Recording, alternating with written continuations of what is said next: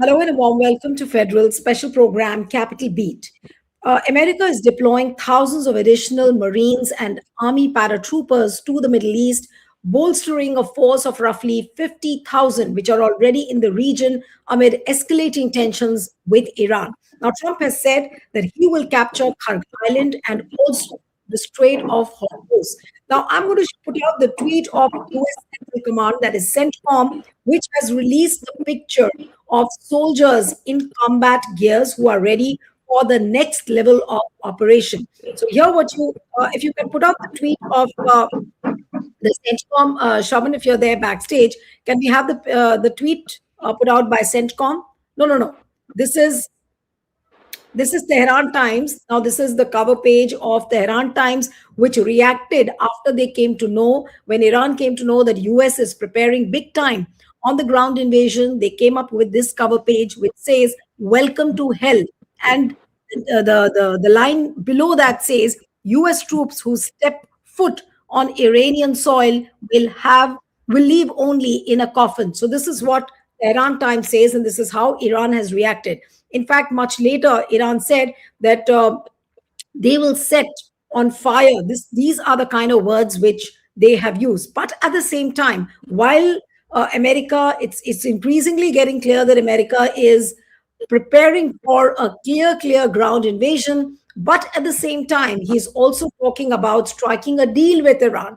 Then at the same time, there are negotiations happening in Islamabad. Now, yesterday we saw Saudi Arabia, Turkey, and a few countries who were involved in negotiating a deal. So, what is really happening? On one hand, there is a huge military buildup, which we have not seen in the last 20 years. Many reports in Guardian and New York are saying that this is the biggest military buildup in the last 20 years. Then, at the same time, if peace negotiations are happening, so what are we going to witness in the coming days? Today is day 31 of the war. So, is the West Asia conflict now a full blown war, or still there is hope for a peaceful negotiation? Joining me this evening is Professor Raftab Kamal Pasha, who's an international affairs expert and diplomat. So thank you so much for joining. We have K.S. Dakshinamurthy, who is an international affairs expert and also consulting editor to the Federal. Thank you so much, Dakshin, for joining. And this was the tweet I was talking about, put out by U.S. Central Command, that U.S. sailors and Marines aboard USS Tripoli LHA-7 arrived in the U.S. Central Command area of responsibility March 27th. America-class amphibious assault ship serves as the flagship for the Tripoli Amphibious Ready Group, 31st Marine Expeditionary Unit, composed of 3,500 sailors and Marines, in addition to transport and strike fighter aircraft, as well as amphibious assault and tactical assets. Now, let me begin with Professor Shah. Is the West Asia crisis now heading to a full blown war? Or you feel these side by side, all these negotiations and the talk about a deal, and Donald Trump himself is saying that I want Iran's oil, I want to capture Kharg, I want to capture Hormuz. Now, there are conflicting signals coming in. What are you witnessing? I mean, is there a scope for a peace negotiation, or the situation says that it's now headed to a full blown war? Well, we know so far that President Trump is known for blowing hot and cold. He says he will capture this, that country, and now instead of regime change and nuclear program, now he wants oil, like the Venezuelan oil. It is a cakewalk. You see, there is posturing by both sides, tough talk by both sides, and we have seen America before 20th February assembling the largest armada and air force in the neighborhood of Iran. And even while the negotiations were going on, both of them attacked Iran. So the Iranians have now understood that when Trump talks about peace, it actually means that he's preparing for war, and that Iran is ready to cut a deal means his war plans are ready. But you see, I don't think it will be a full-scale invasion like Afghanistan or Iraq or any other countries they have tried, US. But very focused, pointed attacks, because the idea of sending 82nd Airborne Division is, either to capture the enriched uranium or to destroy any of the key installations which they have not done, or to capture leaders like Mustafa, as Israel says. So it appears. And within the islands which he has spoken about, it is possible that special forces and marines may land in Karg Island, or on the neighborhood, at least on the Omani side, and harass the Iranians on the other side. But in both the cases, the control may be short-lived, because there will be fire. I'm not sure how uh, Iranians will respond, in what quantity. But definitely, it will not be a cakewalk, because about a week ago, four helicopters, American helicopters, tried to bomb and take over some parts of Hormuz near Bandar Pass, or even the Hormuz Island and Kish Island. But one helicopter was shot down, and the three, I think, they vanished somewhere towards Oman or UAE. So in that way, they may land, they may show that they have captured this territory, that territory, but to sustain that either within Iran or on the islands, it will be difficult. It means tremendous warfare, because they have mined, the Iranians have mined the Karg Island and the surrounding areas of Hormuz, and they have underground fighters, and across the uh, Gulf waters, on the mountains, they have placed artillery and missiles and drones and so on and so forth. So they may attempt inside Iran, like Carter had sent in 79. In the desert, they may land and regroup, but that will be a risky affair to go beyond the central part of Iran. So I believe that it is more of posturing, and the given the pressure, internal pressure Trump is facing, and also perhaps from Netanyahu much more, and the need to keep the Gulf infrastructure intact, because tit for tat is going on. If Israel and America attack a chemical plant or refinery or gas plant, or even power plants in Iran, Iran is immediately retaliating on the Gulf. See, they have now knocked down desalination plant and critical power infrastructure But in Kuwait. with a huge presence of the paratroopers and the soldiers, the Marines, do you think that it's going to be an easy task for America to capture Kharg Island and Hormuz? You see, the figure which you are mentioning, 50,000, is pre 28 February. I don't Hmm. think it is relevant now. Most of them have been withdrawn, uh, either to Germany or to Italy or elsewhere. Only we are now told that the paratroopers, 82nd Division, and the 5,000 from USS Tripoli. So, even these tried to land in Kuwait, Bahrain, and UAE, and Prince Sultan base in Riyadh. They were attacked there. So the Iranians know through their intelligence what's happening in the GCC countries, because they cannot come other than these six countries, or at least five. Oman, they don't want to involve. So their intelligence seems to be working, Iranian intelligence, and they are nipping it in the bud. So even if they land, which is quite possible given the lethal arms and the training commandos of the US, they are well known, SEALs, O'Hara, etc. So it is possible either they land on Karg or parts of Hormuz, as I said. It will be difficult for them to sustain. Uh, the Iranians are not going to keep quiet, and it may do more harm to its allies, the GCC, or even the ships. You see, if they go near the Hormuz, on either side of the Hormuz Strait, See, there are over 100 ships there. Indian alone, 22 ships are there. So if they are caught in the crossfire, all hell will block out, and Hormuz Strait may be blocked, which is exactly what they want to open, the Hmm. Americans, or Right. strangulate Iranian oil production if they attack Kharg Island, because that can easily be done, and Iranians will set fire and return the GCC countries' infrastructure as they have promised. They Right. will hit. This is my reading, and they talk about Trump peace plan. You see, the foreign ministers have left Islamabad without issuing, except a bland statement that ceasefire is necessary and negotiations to continue, so on and so forth. So they left earlier than scheduled. They were supposed to meet next day, but it's very clear that nothing was achieved, and Pakistan is left high and dry. Yeah. Hmm. Right. So what you're saying that Pakistan is left high and dry, no negotiation has happened. But at the same time, Donald Trump saying that we'll capture Kharg, we'll capture Hormuz, and I'm going to get Iran's oil. This is what exactly he has said. So, Dakshin, how do you see the things unfolding? Are we seeing a full blown war?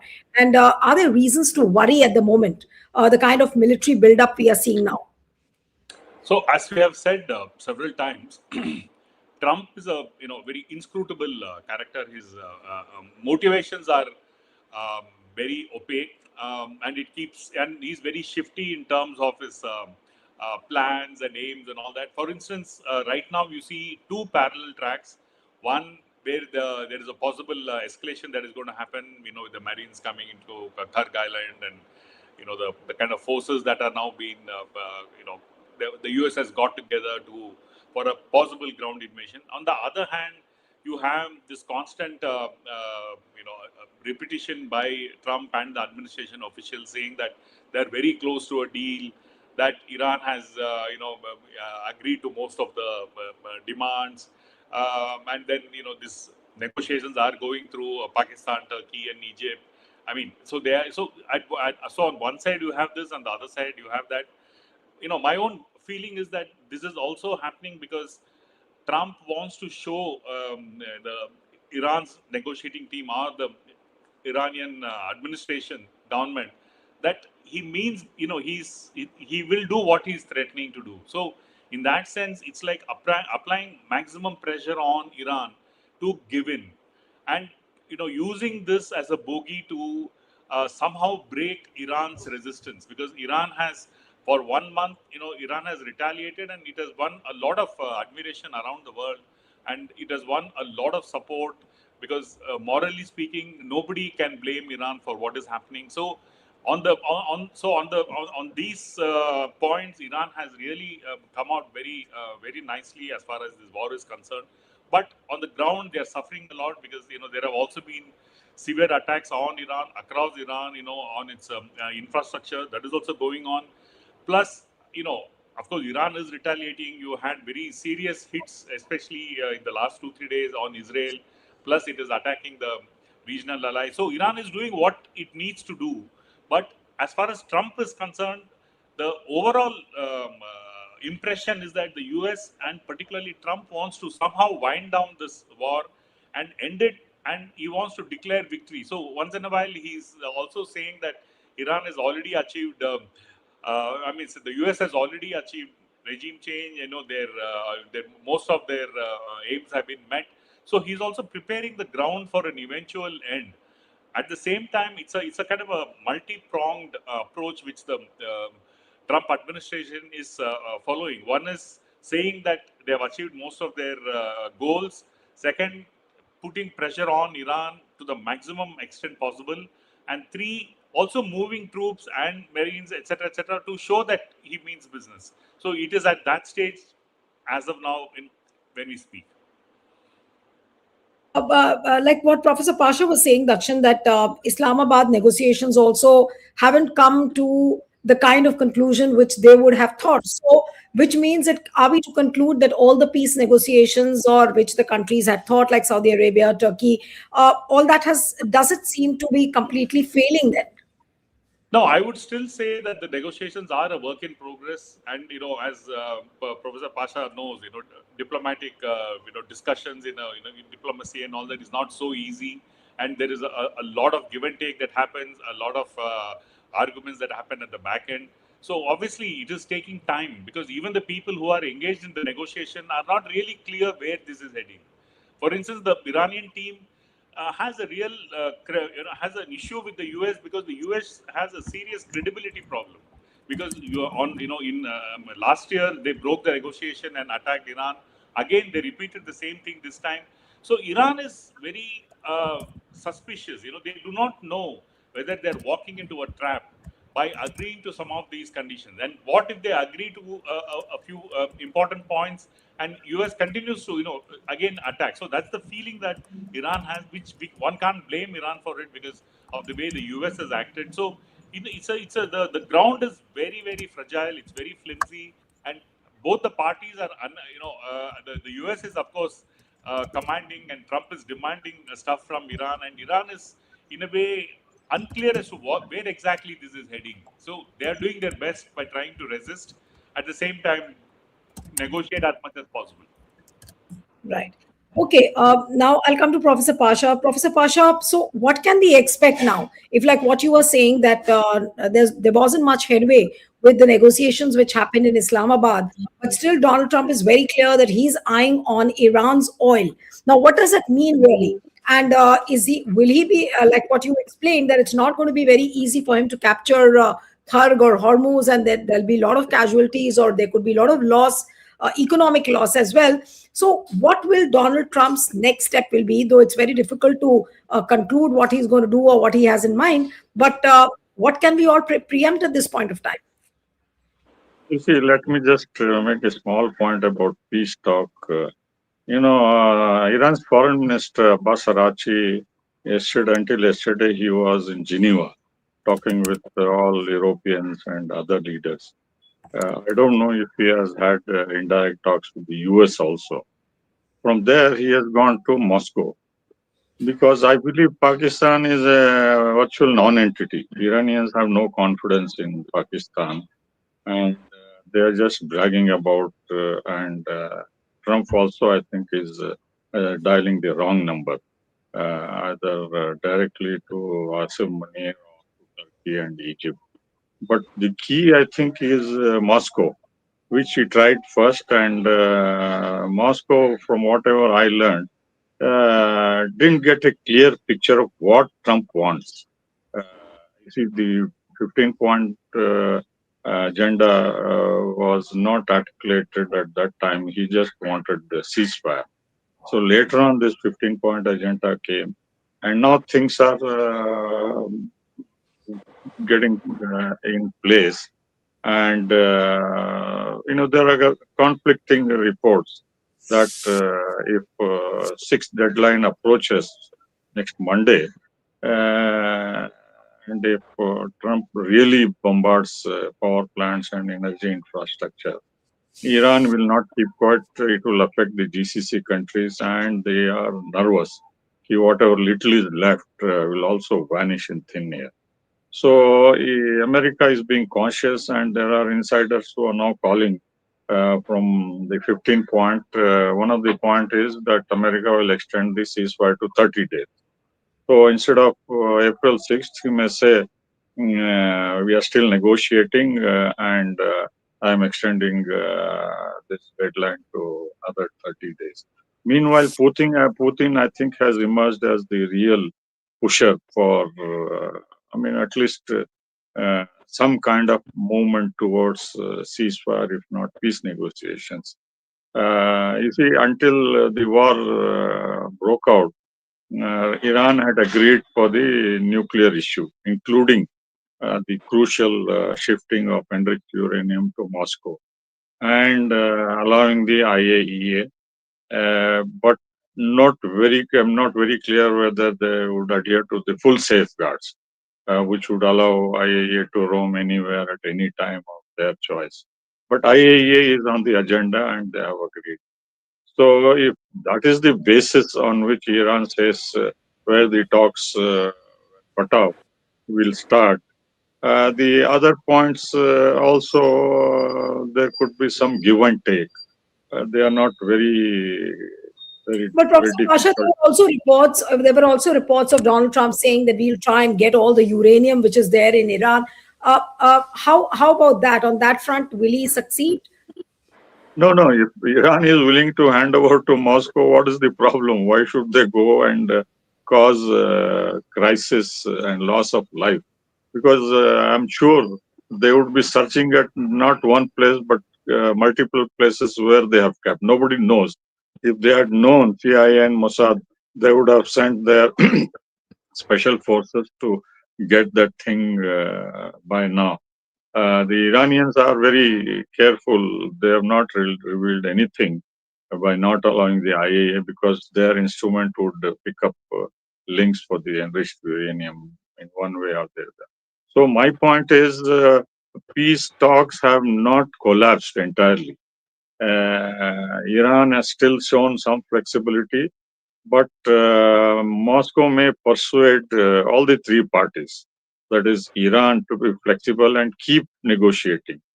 And he has considerable influence over Netanyahu also by exercising restraint in the area. And, Sergei Lavrov was very clear yesterday. He said, yes, we are supplying some critical material, but the kind of talk coming from West and Israel about real-time satellite information, giving the locations of US Navy troops and fighters in Israel and the region, that is not true. We are not sharing, which means at the highest level they are denying.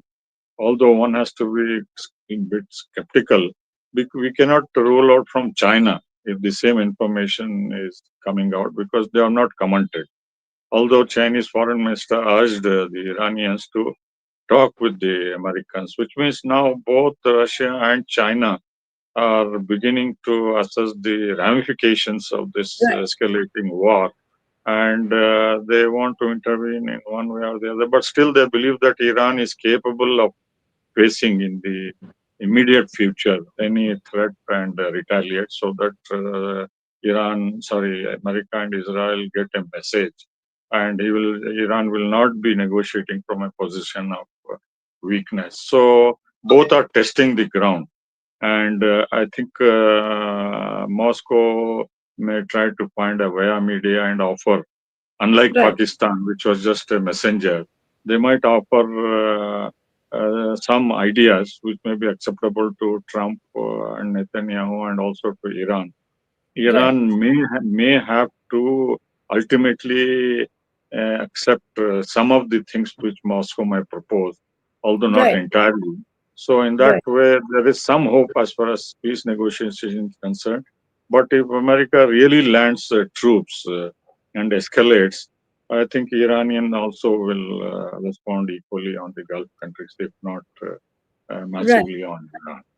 Yeah. Right. So I'll cover the concluding comments to Dakshin.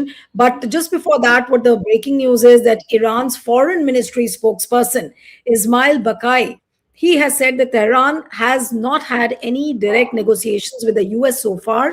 Then he says that as the US Israel Iran war rages on the 31st day, he has said that proposals conveyed to Iran have mostly been unrealistic, unreasonable, and excessive. And further, he says that linking the Ukraine conflict to the US and Israeli war against Iran is a catastrophic miscalculation. So, how would you, Dakshin, read this message which Iran has categorically put out? And this is the spokesperson's comment coming in just 5 minutes before, according to the latest No, updates. no, it's not a the Iran's response is not surprising, because if you take the 15-point deal, let's say, of Trump, it is just basically asking Iran to give up everything. As a nation, it's what the US is expecting Iran to do is completely surrender itself. When let go, stop its ballistic missile program, hand over its enriched uranium, stop its nuclear program. I mean, what is left? So, this is the kind of unrealistic demand that the US has been placing on Iran. And obviously, Iran is never going to accept these points. And I'm not at all surprised that the foreign ministry has said it. And probably such a categorical statement hasn't come earlier. But it was always there. There are enough indications that Iran was just not interested in negotiating in this manner. So, at one level, what Iran has actually probably done is also it has actually got prepared for the worst possible thing that can happen, which is a ground invasion.